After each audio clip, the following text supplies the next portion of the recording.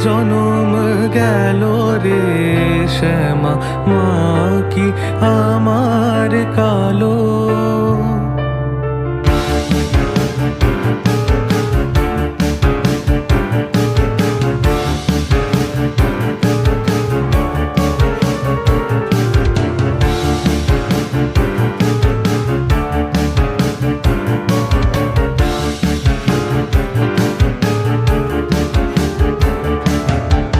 শ্যামা কখনো পুরুষ, কখনো প্রকৃতি, কখনো শূন্যকার হে।